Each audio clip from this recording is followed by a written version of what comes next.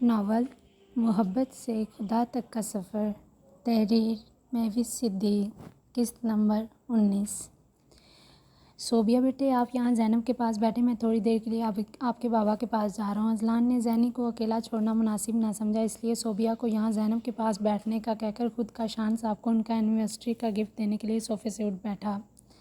Azlan بھائی، آپ relax ہو کر جائیں، میں ہوں یہاں بھابھی کو کمپنی دینے کے لیے۔ صوبیہ اب اذلان کے اٹھتے ہی فوراً زینب کے پاس آ کر بیٹھ گئی تھی۔ اوکے تھینکس بیٹے۔ اذلان صوبیہ کے سر پر پیار دے کر زینی کو ایک نظر دیکھنے کے بعد ہلکی مسکراہٹ کے ساتھ وہاں سے چلا گیا۔ زینی ساکت نگاہوں سمیت اذلان کی پشت کو خود سے دور جاتا ہوا دیکھ رہی تھی، تبھی اچانک صوبیہ کی مصنوعی کھانسی کی آواز سن کر خجل ہوتی اس کی طرف متوجہ ہونے کے بعد آہستگی سے مسکراتے ہوئے اس کے ساتھ ہلکی پھلکی باتوں میں حصہ لینے لگی۔ عصر کی نماز ادا کرنے کے بعد شمسہ اپنی معمول کی روٹین کے مطابق تسبیحات کا ورد مکمل کرتی کمرے سے باہر آ کر ٹیرس پر سحر انگیزی سے بھرپور ڈوبتے ہوئے سورج کا دیدہ زیب منظر دیکھنے لگی۔ اس وقت سورج کے ارد گرد نارنجی کلر کی زرد رنگ کے ساتھ امتزاج گول لکیریں دائرے کی شکل میں بنی ہوئی تھیں۔ کچھ ہی منٹوں کے اندر اندر اس کو دیکھتے دیکھتے سورج اپنے الوداعی مناظر سے روشناس کرواتا اس دنیا سے چند گھنٹے کے لیے کنارہ کشی اختیار کر گیا۔ وہ اپنی سوچوں میں گم کب سے ہنوز یہیں کھڑی تھی کہ اچانک اس کے سکوت کو فون کی بیل کی آواز جو اس کے کمرے سے آ رہی تھی نے ایک ہی جھٹکے میں توڑ دیا۔ فون کی لگاتار بیل ہوتے دیکھ کر وہ دھیمی چال چلتی واپس اپنے کمرے میں آ کر فون کی سکرین دیکھنے لگی۔ سکرین پر سنی کے نمبر سے واٹس ایپ پر ویڈیو کال آ رہی تھی۔ شمسہ اتنے دنوں بعد اپنے فون پر سنی کا فون آتا دیکھ کر ایک پل کے لیے سٹپٹا سی گئی۔ ابھی بھی وہ اپنے موبائل کو اپنے ڈر کے مارے لرزتے ہاتھوں میں پکڑے بنا پلکے جھپکائے ساکت نگاہوں سے ہی دیکھے جا رہی تھی کہ اتنی دیر میں فون بج کر واپس بند ہو گیا۔ ابھی وہ گہرا سانس بھر کر فون واپس بیڈ پر رکھ ہی رہی تھی کہ اچانک اسے سنی کا ایک ویڈیو میسیج موصول ہوا۔ تجسس کے ہاتھوں مجبور ہو کر وہ بے اختیار اسے اوپن کر کے دیکھنے لگی، مگر سامنے سکرین پر چلتی ویڈیو نے ایک ہی پل میں اس کے رونگٹے کھڑے کر دیے۔ کمرے کی ساکت فضا میں فون کے میڈیا سے سنائی دیتی سنی کی آواز بنا کسی بریک کے گونج رہی تھی۔ دیکھو شمسہ، میں اس وقت بلڈنگ کے 5ویں فلور کے ٹیرس پر کھڑا ہوں۔ اگر آج تم مجھ سے ملنے نہ آئی تو میں اس ٹیرس سے نیچے چھلانگ لگا کر اپنی جان دے دوں گا، اور میری اس موت کی ذمہ دار صرف اور صرف تم ہوگی شمسہ، صرف تم۔ اگر تم یہ سب نہیں چاہتی تو جلد از جلد بلڈنگ کے 5ویں فلور پر مجھ سے ملنے آ جاؤ، میں تمہارا مزید اور انتظار نہیں کر سکتا۔ سنی نے یہ ویڈیو ٹیرس کی دیوار پر بیٹھ کر بنائی تھی۔ اس خوفناک منظر کو دیکھتے ہی شمسہ کے ہاتھوں موبائل گرتے گرتے بچا۔ اس کی آنکھیں حیرت اور پریشانی کے مارے ششدر ہو کر رہ گئی تھیں۔ نہیں سنی، پلیز یہ سب نہیں کرو، بھول جاؤ مجھے، میں نہیں آ پاؤں گی۔ شمسہ کے ہاتھ موبائل کی پیڈ پر تیزی سے چل رہے تھے، جس کے جواب میں سنی نے کسی بات کا کوئی اثر نہ لیے بنا باقاعدہ بلڈنگ کا نام اور لوکیشن بذریعہ SMS سینڈ کر دیں۔ نہیں شمسہ، اب بس بہت ہو گیا، یہ میری اور تمہاری آخری ملاقات ہوگی، کیونکہ دوبارہ ملاقات کرنے کے لیے میں زندہ بچوں گا ہی نہیں نا۔ کچھ ہی سیکنڈز کے بعد اسے سنی کا واٹس ایپ پر وائس میسیج موصول ہوا، جسے سن کر شمسہ کے ہاتھ پاؤں باقاعدہ پھول کر سن پڑتے ہوئے محسوس ہونے لگے۔ اسی ہڑبڑاہٹ کے چکر میں اس کے ہاتھ سے موبائل نیچے گر گیا، جسے وہ اپنے کپ کپاتے ہاتھوں سے اٹھا کر جلدی میں اپنا حجاب اوڑھنے کے بعد بنا سوچے سمجھے تیزی سے سیڑھیوں کے زینے نیچے اترنے لگی۔ آج تو زاوی بھائی بھی گھر پر نہیں ہے، ڈرائیور کے ساتھ ہی جانا پڑے گا۔ شمسہ بے دھیانی میں آگے چلتے ہوئے خود سے مخاطب ہو رہی تھی۔ اس کے چہرے کی اس وقت ہوائیاں اڑتی محسوس ہو رہی تھیں، بے بسی کے مارے بار بار اشک آنکھوں سے نکل کر اس کے حجاب کی بیرونی سطح پر گر کر اس کو گیلا کر رہے تھے۔ انکل، آپ مجھے اس لوکیشن پر ڈراپ کر دیں پلیز، جلدی۔ شمسہ نے ڈرائیور کو لوکیشن دکھا کر موبائل واپس پرس میں رکھ لیا اور پھر خود پچھلی سیٹ پر براجمان ہو کر نروس انداز میں بار بار اپنے ہاتھوں کو مسلنے لگی۔ اس کے ہر ایک انداز سے بے چینی کا عنصر واضح جھلک رہا تھا۔ وہ جلد از جلد سنی کی بتائی ہوئی جگہ پر پہنچ جانا چاہتی تھی، کیونکہ اپنی وجہ سے کسی کا موت کا تصور کرتے ہی اس کے ہاتھ باقاعدہ کانپنے لگے تھے۔ شمسہ بیٹی، آپ کو پکا یہیں آنا تھا نا؟ آپ ایک دفعہ پھر سے چیک کر لیں۔ شمسہ، جو کب سے دل ہی دل میں کچھ نہ کچھ پڑھتی جا رہی تھی، اب اچانک ڈرائیور انکل کی حیرانگی سے بھرپور آواز سن کر شمسہ اپنا جھکا سر اٹھائے ان کو ایک نظر دیکھنے لگی، پھر کار میں بیٹھے بیٹھے اس کی نگاہ بساطہ بلڈنگ کے 5ویں فلور تک گئی تھی۔ جی انکل، یہیں آنا تھا، آپ گھر جائیے، میں آپ کو واپسی کا فون بعد میں کر دوں گی، شمسہ نے ہچکچاتے ہوئے کہہ کر اپنے قدم کار سے نکال کر بلڈنگ کی سیڑھیوں کی جانب بڑھا دیے۔ جی ٹھیک ہے بیٹے۔ ڈرائیور انکل نے شمسہ کو بلڈنگ کے فلور میں اندر جاتے ہوئے دیکھا تو اپنا سر اس بات میں ہلا کر فوراً وہاں سے چلے گئے۔ سنی پلیز فون اٹھاؤ پلیز سنی۔ شمسا اب سیڑھیاں چڑھتی ہوئی پریشانی سے بار بار سنی کا نمبر ڈائل کر رہی تھی جو اس نے وائس میسیج کے فوراً بعد پاور آف کر دیا تھا۔ شمسا نے اس کا نمبر بن جاتا دیکھ کر ہی یہاں آنے کا فیصلہ کیا تھا۔ یا اللہ مجھے بہت ڈر لگ رہا ہے، میں کیا کروں؟ شمسا نے 5ویں فلور کے ٹیرس کے باہر کھڑی ہو کر جلدی سے موبائل کو واپس پرس میں رکھا اور پھر اپنے کپکپاتے ہاتھوں سے حجاب کو درست کرنے کے بعد اپنے قدم ٹیرس کی طرف بڑھا دیے۔ یہ بلڈنگ بھلے ہی ابھی زیر تعمیر تھی مگر آج کل مزدوروں کی ہڑتال کی وجہ سے شام کے اس پہر یہاں آس پاس کوئی نظر نہیں آ رہا تھا۔ شمسا نے ڈرتے ڈرتے ٹیرس کے کھلے دروازے سے اندر دیکھا تو اسے اندھیرے کے سوا کچھ نظر نہ آیا کیونکہ یہاں ابھی لائٹ تک کا کوئی انتظام نہیں تھا۔ تم آ گئی شمسا؟ مجھے پورا یقین تھا کہ تم مجھے بچانے کی خاطر میری محبت میں ضرور یہاں تک کھینچی چلی ہوگی اور دیکھو تم بھاگی بھاگی آ بھی گئی۔ سنی کی خوشی کے مارے چہکتی آواز اندھیرے میں کافی دور سے سنائی دے رہی تھی۔ تبھی اچانک چمکتی بیضوی ٹارچ لائٹ کی روشنی کی وجہ سے شمسا کی آنکھیں ایک پل کے لیے چندیا سی گئیں۔ اب وہ اپنی آنکھوں پر ہاتھ رکھ کے آہستہ آہستہ سامنے دیکھنے کی کوشش کرنے لگی جہاں ٹیرس کی دیوار کے اوپر کھڑا سنی اس وقت مسرور کن انداز میں فاتحانہ چال چل رہا تھا۔ سنی یہ سب کیا پاگل پن ہے؟ پلیز نیچے آؤ، اس طرح تم گر بھی سکتے ہو، شمسا عقلانے کے انداز میں بولتی سنی کو ٹیرس کی دیوار سے نیچے بلا رہی تھی مگر اس کی یہ بات سنتے ہی سنی کا بلند و بانگ قہقہ ٹیرس کے اطراف کی فضا میں گونجتا ہوا محسوس ہوا تھا۔ سنی نے اب موبائل کی سکرین کو ٹچ کرتے ہوئے فوراً ریکارڈنگ کا بٹن آن کر دیا تاکہ اب وہ شمسا کے لبوں سے اظہار محبت سن کر اپنے دوستوں سے لگائی ہوئی شرط جیت سکے۔ وہ اپنی ذہنی حالت سے مجبور ہو کر شمسا کے منہ سے اظہار محبت سننے کے لیے کسی بھی حد تک جا سکتا تھا جبکہ شمسا ان سب باتوں سے انجان چہرے پر ازحد پریشان تاثرات سجائے فکر مندی سے اسے نیچے بلا رہی تھی۔ پلیز سنی میں ہاتھ جوڑتی ہوں تمہارے سامنے، ایسے تو نہیں کرو، تم یہ سب کیسے کر سکتے ہو؟ پلیز نیچے آ جاؤ، مجھے بہت گھبراہٹ ہو رہی ہے۔ شمسا اب اس کے سامنے ہاتھ جوڑے باقاعدہ اس کے منت ترلے کرنے لگی۔ شمسا یہ میرا پاگل پن نہیں ہے ڈیئر، یہ تو میری محبت کی انتہا اور میں اپنی محبت میں کچھ بھی کر سکتا ہوں۔ کیا تم نہیں کرتی مجھ سے ایسی ہی شدت سے بھری محبت؟ سنی اب زیر لب مسکراتے ہوئے اسے ٹارچ کی روشنی میں ہی دیکھے جا رہا تھا جبکہ سنی کو ٹیرس کی دیوار پر چلتے دیکھ کر شمسا کی آنکھوں میں ازحد پریشانی کے مارے بے اختیار کہیں آنسو لڑک کر اس کی گالوں کو متواتر بھگونے لگے تھے۔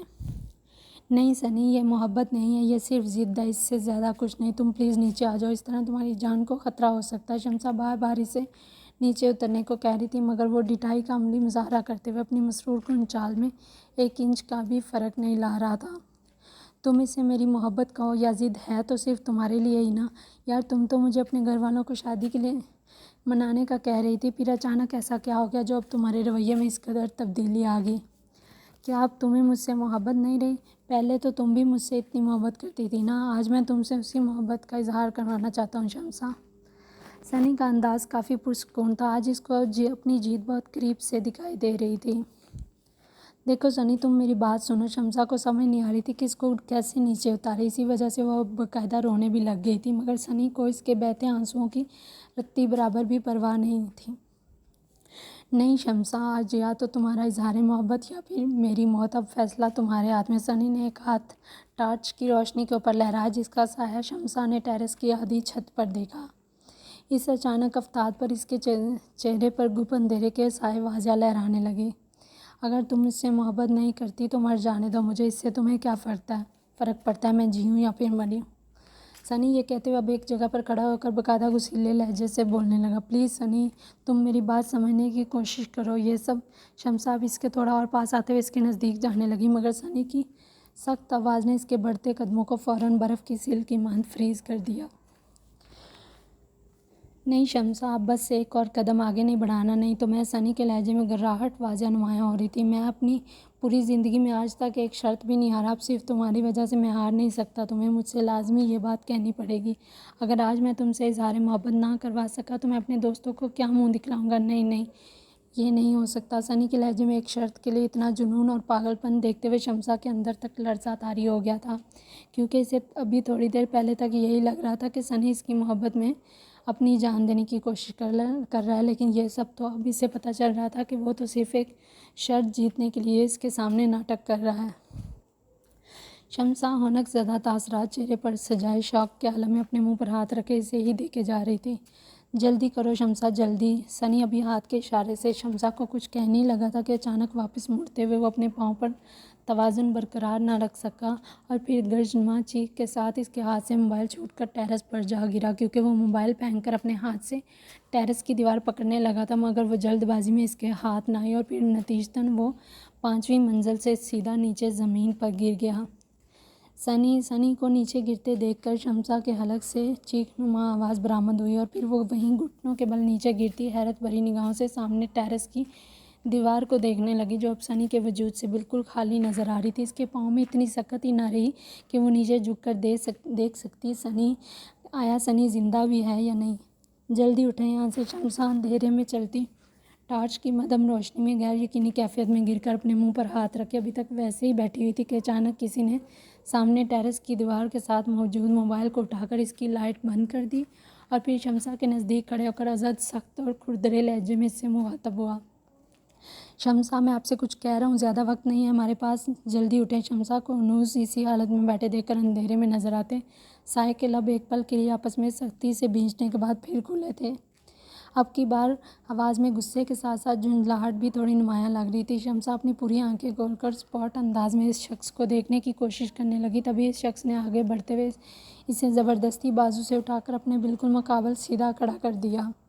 شمسا کو یہ بیروب آواز اور کلون کی خوشبو کچھ ناسا سی لگی، مگر اب اس سب کے بارے میں اس کے پاس سوچنے کا وقت نہیں تھا۔ جلدی چلیں میرے ساتھ۔ وہ شخص شمسا کا ہاتھ تھامے زبردستی کسی اور راستے سے نیچے لے کر جا رہا تھا، جبکہ شمسا میکانکی انداز میں چپ سادھے اس کے ساتھ ساتھ تیزی سے چلنے لگی، کیونکہ وہ شخص کافی تیز بھاگ رہا تھا۔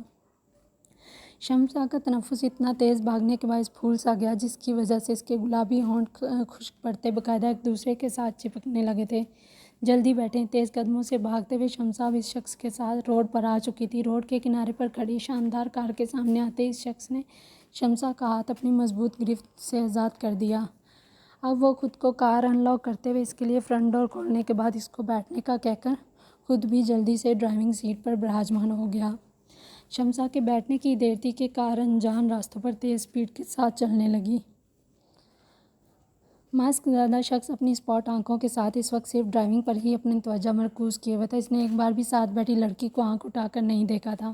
چہرے پر سجی گہری آنکھوں میں ازحد سنجیدگی چھائی ہوئی لگ رہی تھی۔ بار بار اس کی نظریں ہاتھ میں پکڑے موبائل پر جا رہی تھیں، جیسے بے صبری سے کسی کے میسج یا فون کا انتظار کر رہا ہو۔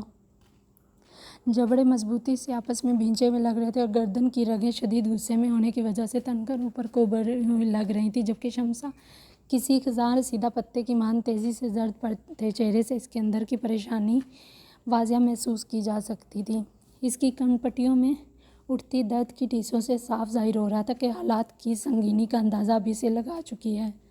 پلیز آپ رونا تو بند کریں، میں ڈسٹرب ہو رہا ہوں۔ ماسک مین نے اسے آنسوؤں میں شدت سے روتے دیکھا تو اس کا سارا ضبط ایک ہی جھٹکے میں اڑن چھو ہو گیا، اس لیے اس کے آنسوؤں کو روکا دینے کے لیے بنا کسی لگی لپٹی کے تھوڑا سخت لہجے میں گویا ہوا۔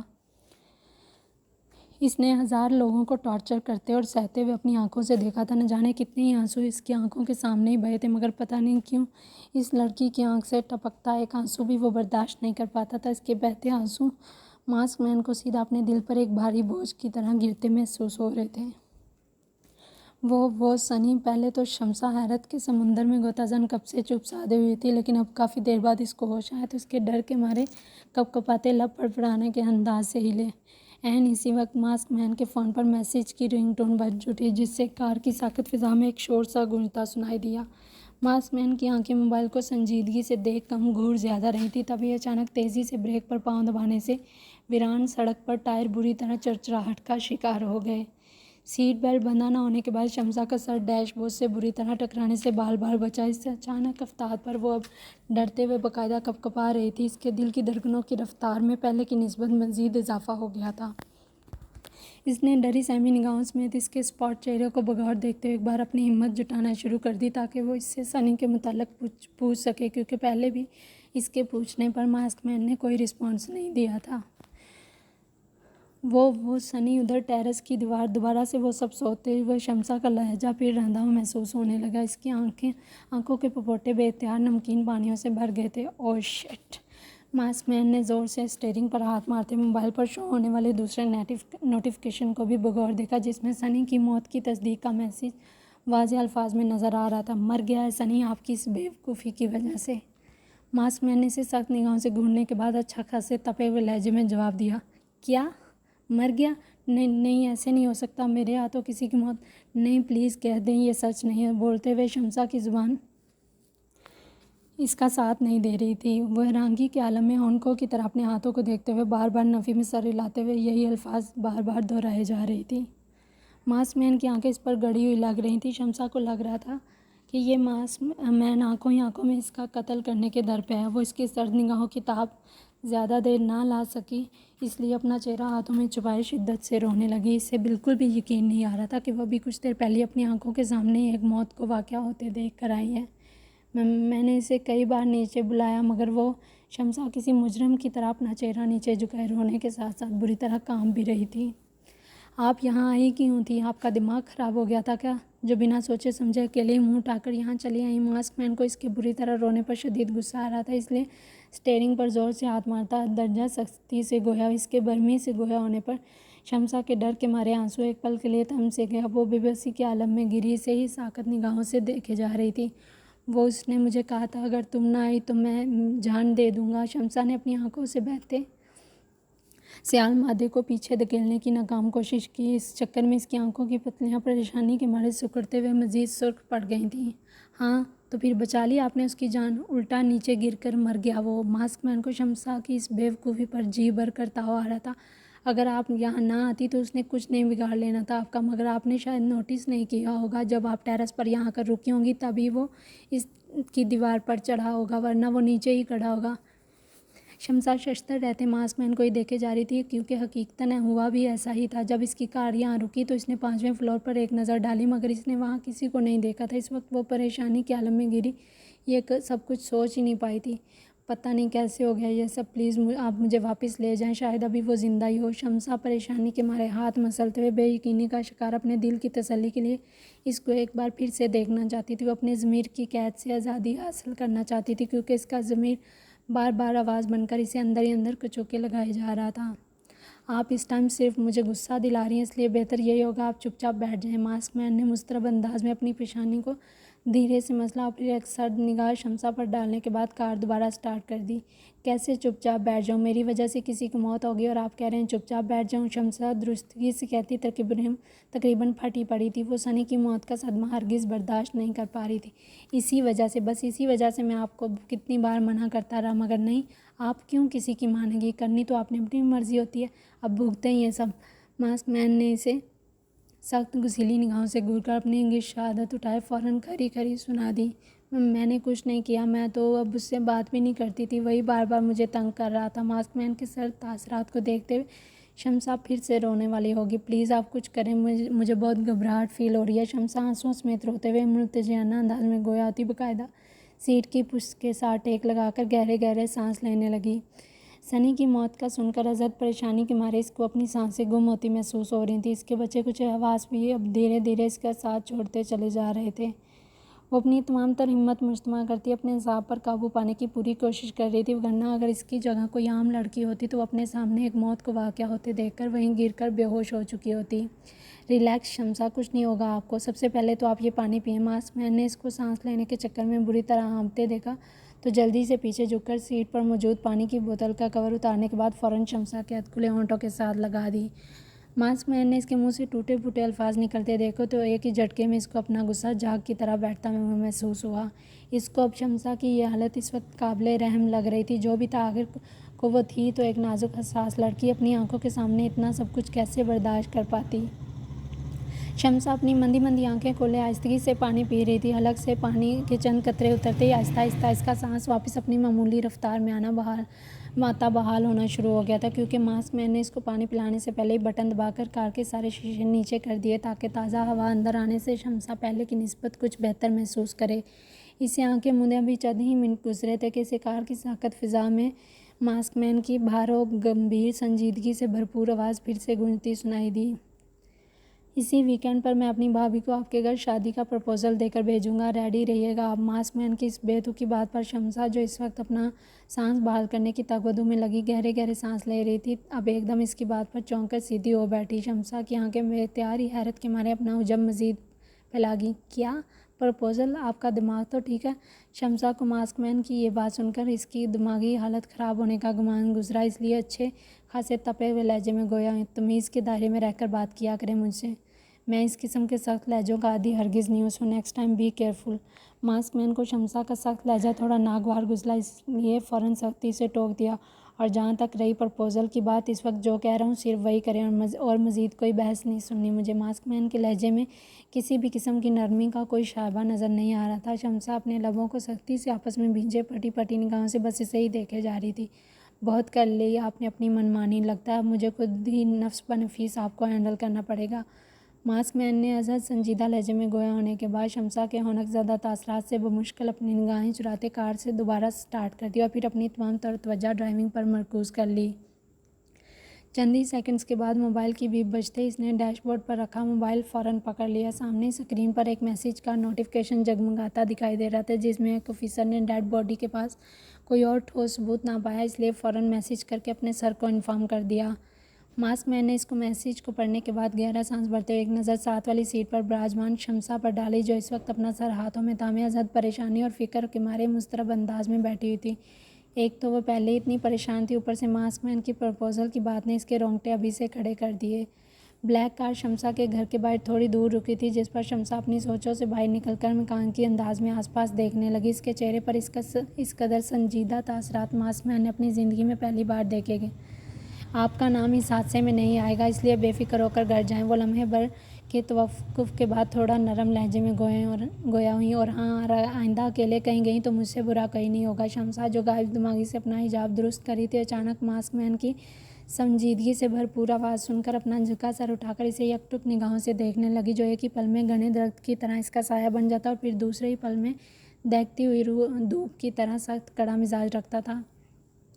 میں جب بھی کسی مشکل میں پھنسی ہوتی ہوں، ہر دفعہ آپ کو یہ سب کیسے پتہ چل جاتا ہے؟ شمسا کار سے باہر نکلتے نکلتے پھر سے اپنا رخ موڑتی ماسک مین کی آنکھوں میں دیکھتے ہوئے تذبذب کے عالم میں گویا ہوئی، کیونکہ یہ سوال اسے کب سے اندر ہی اندر پریشان کیے رکھتا تھا۔ آخر ماسک مین کو اس کی ہر بات کی خبر کیسے اور کس طریقے سے پہنچتی ہے؟ اس سوال کا جواب تو آپ کو شادی کے بعد ملے گا، ابھی کے لیے فی الوقت گھر جائیں۔ ماسک مین نے اس کے سوال کو یکسر نظر انداز کیا اور پھر دو ٹوک لہجے میں کہہ کر بات ہی سرے سے ختم کر دی۔ ماسک مین کے جواب پر شمسا چپ چاپ سر جھکائے کار سے باہر آ گئی۔ جب وہ تھوڑی دور پیدل چل کر گھر کے گیٹ کے اندر داخل ہونے لگی، تب ماسک مین نے کار کو واپسی کے راستے پر موڑ دیا۔ مین گیٹ پر کھڑی شمسا کی نگاہوں نے دور تک اس کار کا پیچھا کیا، یہاں تک کہ وہ پوری اوجھل نہ ہوگی۔ اس کا چہرہ اس وقت ازحد سنجیدگی کا روپ دھارے ہوئے تھا۔ جانے کیوں اس کی شادی کے بعد کی بات پر اب کی بار وہ کوئی خاص ری ایکشن نہ دے پائی، اور پھر دھیمے قدموں سے چلتی سیڑھیوں کے زینے چڑھ گئی۔ آج اختر صاحب اور سونیا بیگم شاہ زیب کے گھر کسی کام سے گئے تھے، اس لیے وہ ابھی تک گھر واپس نہیں لوٹے تھے، ورنہ شمسا کے اس طرح ہڑبڑاہٹ میں گھر سے باہر جانے پر وہ ضرور اس کی پوچھ گچھ کرتے، کیونکہ شمسا نے آج کل دوستوں کے ساتھ پارٹیز وغیرہ اٹینڈ کرنا مکمل طور پر بند کر دیا تھا۔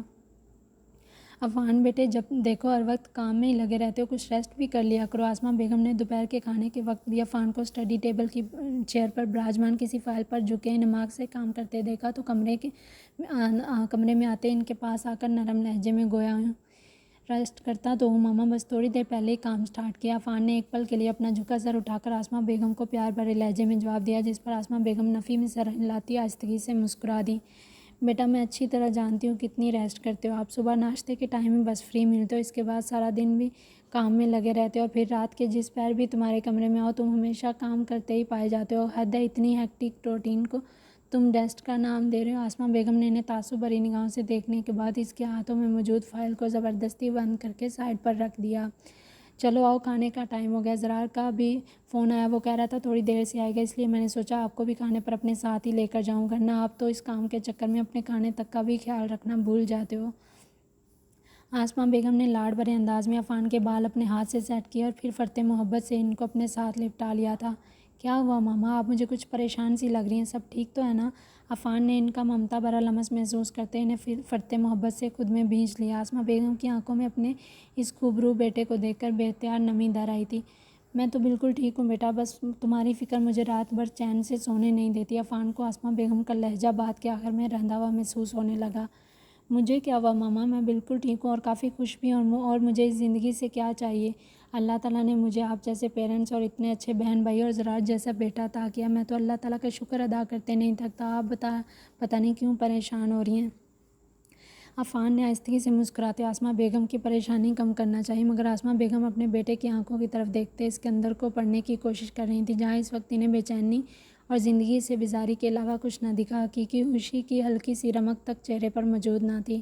بیٹے میں جانتی ہوں رات دن تم اپنی تنہائی سے لڑتے ہوئے گزار دیتے ہو، اسی لیے تو ہر وقت کام میں جتے رہتے ہو تاکہ تمہیں زیادہ محسوس نہ ہو، مگر بیٹا میں ماں ہوں تمہاری، تمہارے چہرے کی یہ پریشانی مجھ سے دیکھی نہیں جاتی۔ آسماں بیگم کی آواز آج حد سے زیادہ افسردہ اور مغموم لگ رہی تھی۔ ماما آپ یہاں بیٹھیں اور میری طرف دیکھیں، میں بہت خوش ہوں، مجھے اس کے علاوہ اپنی زندگی میں اور کچھ نہیں چاہیے۔ عفان آسماں بیگم کو بیڈ پر بٹھانے کے بعد خود گھٹنوں کے بل نیچے جھک کر ان کے سامنے دو زانوں بیٹھ گئے۔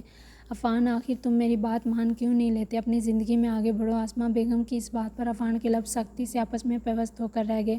تمہاری ماضی کی وجہ سے صرف تمہاری زندگی متاثر نہیں ہوئی بیٹا، زرار کی زندگی میں جو خلل پڑا تم اچھی طرح سے واقف ہو اس سب سے۔ عفان بساطا اپنی نگاہیں چرائے گہرا سانس بھرتے ہوئے بے مطلب کمرے کے اطراف میں متلاشی نگاہیں دوڑانے لگا۔ چلے آئیں ماما نیچے چلتے ہیں، سب لوگ کھانے پر ہمارا ویٹ کر رہے ہوں گے۔ ہر بار کی طرح اس بار بھی عفان نے آسماں بیگم کی کہی اس بات کو سنجیدگی سے بھرپور تاثرات سمیت ٹال دیا اور پھر ان کے پوچھے گئے اس سوال کا جواب نہ دے کر بنا کچھ کہے ان کو واضح طور بتا دیا کہ وہ اس بارے میں ہرگز بات نہیں کرنا چاہتے۔ ٹھیک ہے بیٹا، میں تو صرف دعا ہی کر سکتی ہوں تمہارے لیے، اللہ تعالیٰ تمہاری زندگی میں بھی ڈھیروں خوشیاں لائے۔ آسماں بیگم ہر بار کی طرح عفان کے اس سوال کے جواب میں یکسر نظر اندازی پر گہرا سانس بھر کر نمی سے بھرپور لہجے میں گویا ہونے کے بعد دھیمی چال چلتی ڈائننگ روم کی طرف بڑھ دیں۔ ان سے 2 قدم پیچھے پیچھے چلتے عفان کا بے تاثر چہرہ اس وقت کسی بھی قسم کے جذبات سے بالکل عاری محسوس ہو رہا تھا۔ لاہور کی سڑکوں پر اس وقت ٹریفک رواں دواں تھی، کیونکہ ویکینڈ ہونے کی وجہ سے لوگ اپنے گھروں سے باہر آ جا رہے تھے۔ ہر کوئی اپنی اپنی زندگی میں مگن، اپنی طے کردہ منزلوں کی طرف تیزی سے گامزن تھا۔ تارکول سے بنی کارپیٹ روڈ پر تیز سپیڈ میں چلتی گاڑیاں مسلسل ہارن بجاتے ہوئے ایک دوسرے سے آگے نکلنے کی کوشش میں لگی ہوئی تھیں۔ کار میں بیٹھے 5 نفوس میں سے صرف 2 کے چہرے اس وقت اچھے خاصے پرجوش دکھائی دے رہے تھے، جبکہ باقی کے تینوں چپ سادھے چلتی ہوئی ٹریفک کے ہجوم کو ونڈ سکرین کے پار سے دیکھنے میں محو نظر آ رہے تھے۔ یار کوئی سانگ وانگ تو لگاؤ، اس طرح تو مجھے نیند آ رہی ہے۔ ریحان برے برے منہ بناتا کب سے آس پاس دیکھ رہا تھا، مگر ان میں سے کسی نے اس پر کوئی خاص توجہ نہ دی، اس لیے اس نے تنگ آ کر ڈرائیو کرتے ہوئے زرار کو بیزار لہجے میں مخاطب کیا۔ اس کی گانا لگانے والی بات پر زرار نے اسے بیک ویو مرر سے دیکھتے ہوئے سخت گوری سے نوازا، جس پر ریحان بساطا گھبراہٹ کا شکار ہوتے ہوئے حیا کے تھوڑا پاس جا کر اس کے کان میں باقاعدہ سرگوشی کرنے لگا۔ یار حیا، تمہیں اس سنجیدہ صورت انسان کو ساتھ لانے کی ضرورت ہی کیا تھی؟ اتنا بور تو میں آج تک زندگی میں کبھی نہیں ہوا جتنا آج ہو رہا ہوں۔ ریحان کی سرگوشی پر حیا نے اپنی مسکراہٹ زیر لب دبا کر اسے کنکیوں سے دیکھتے ہوئے اپنے دائیں ہاتھ کی انگلی شہادت سے خاموش رہنے کا اشارہ کیا۔ کیا یار تم بھی ان کے ساتھ؟ ریحان کی آواز اب سرگوشی نما سے تھوڑا بڑھ کر تھی، جس پر حیا نے اسے گھورتے ہوئے باقاعدہ اس کے بازو پر ہلکی چپت لگا دی۔ ریحان چپ رہو، تمہیں نہیں پتہ اس کا، اگر اس کا دماغ گھوم گیا نا تو ابھی کے ابھی یہاں سے واپس لے جاؤ گا، پھر آج اس ڈیٹ میں ہم پارک جانے سے تو رہے۔ حیا اب ریحان کی طرف تھوڑا جھکتے ہوئے اس کے کان میں سرگوشی نما انداز میں باتیں کرنے لگی۔ تبھی بیک ویو مرر سے دیکھتے زرار کی نگاہ ان دونوں پر گئی تو ایک پل کے لیے تھم سی گئی۔ اس منظر کو سلگتی نگاہوں سے دیکھنے کے بعد زرار کے ہاتھوں کی گرفت بے اختیار اسٹیئرنگ پر مضبوط ہو کر رہ گئی تھی۔ لب تو گویا آپس میں سل کر سختی سے بھینچے ہوئے لگ رہے تھے۔ اوکے پھر ٹھیک ہے۔ ریحان حیا کی بات کا اشارہ سمجھنے کے بعد باقاعدہ اپنے لبوں پر انگلی رکھ کر خود کو چپ رہنے کا اشارہ کر رہا تھا۔ سٹاپ دکھا حیا، جو اس وقت زرار کی سرد نگاہوں سے بے نیاز پھر سے باہر دیکھنے میں محو ہو چکی تھی، اب اچانک سامنے روڈ پر لگے فوڈ شاپ کو دیکھ کر ایک دم تیز آواز میں بولنے لگی۔ زرار کے اس طرح چیخ کر بولنے پر بمشکل بریک لگا کر کار کو ہینڈل کر پایا تھا۔ کیا ہوا حیا، اس طرح چیخ کیوں رہی ہو تم؟